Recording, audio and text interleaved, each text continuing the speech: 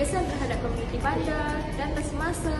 Dan di akhir video ini, kami akan kongsikan cadangan penyelesaian membentuk laman web kesedaran HFMD bagi membantu komuniti Bandar Kelang untuk memahami dan mencegah penyakit dengan lebih berkesan. Seterusnya, mari kita lihat beberapa faktor yang menyumbang kepada penularan penyakit HFMD di Bandar Kelang.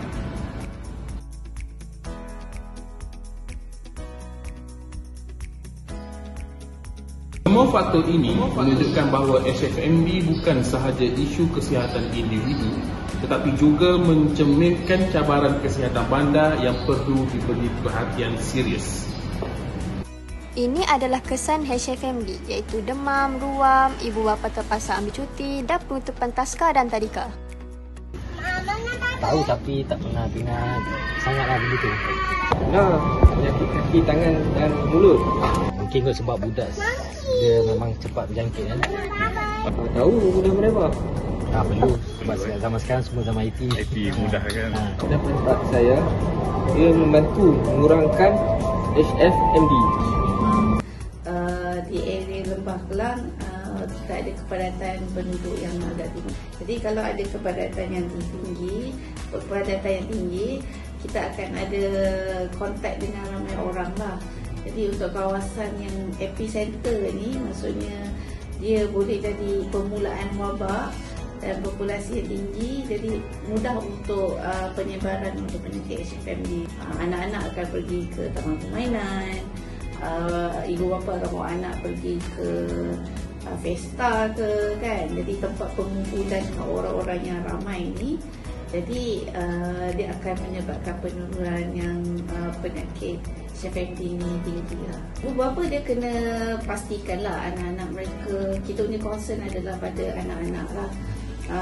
Untuk menjaga kebersihan, contohnya sentiasa mencuci tangan bila menyentuh permukaan kan, bila nak makan dan basuh tangan. Ibu bapa ni memainkan peranan yang penting lah untuk memastikan anak mereka tu terjaga dan anak-anak tu ada kesedaran, untuk memastikan dia bagi pendidikan kepada anak supaya alert, jangan menyentuh permukaan yang merata-rata, sentuh semua kan. Dan lagi satu, ibu bapa juga berperanan. Kalau salah satu cara lah untuk mencegah jangkitan HFMD ni kan, kalau ibu bapa dah tahu anak-anak mereka dia ada sign and symptom macam HFMD, ibu bapa ni dia kena ada awareness, jangan hantar anak-anak pergi ke taska. Okay?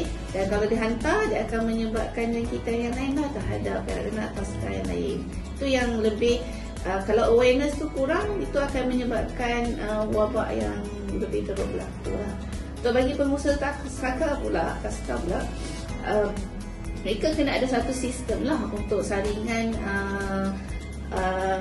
kanak-kanak yang duduk taska. Contohnya ada gatekeeping. Gatekeeping ni maksudnya dia melihat dulu kondisi kanak-kanak tu dalam baik ke, sihat ke, ada develop simptom ke.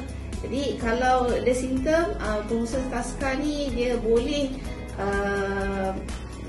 boleh tidak membenarkan dia punya pelajar tu masuk ke dalam taska untuk mengelakkan jangkitan.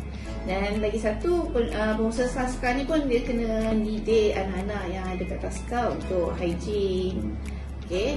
Dan selalu menjaga kebersihan taska, selalu ada jadual untuk sanitize peralatan sekolah, peralatan makan minum, lantai. Okay, itu boleh dapat mengelakkan lah daripada yang saya cakap tadi lah.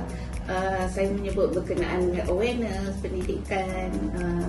Jadi kalau ada satu platform digital yang mana semua orang ada accessible untuk dapatkan maklumat, jadi saya yakin dia dapat meningkatkanlah pengetahuan dan kesedaran, dan at the end dia dapat mengurangkan jangkitan HFMD lah pada anak-anak mereka, dan juga dapat memberi panduan kepada pengusaha taska lah untuk mengelakkan jangkitan penyakit-penyakit ini.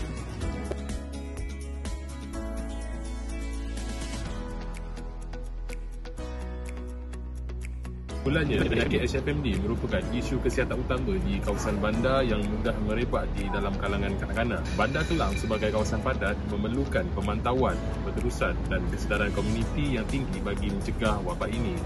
Pegawai Kesihatan Persekitaran memainkan peranan penting dalam memberi pendidikan kesihatan serta memastikan taska dan tadika sentiasa mematuhi langkah pencegahan. Usaha ini turut menyokong matlamat pembangunan mampan SDG 3 iaitu Good Health and Wellbeing serta SDG 11 iaitu Sustainable Cities and Communities bagi membentuk bandar yang sihat, selamat dan lestari.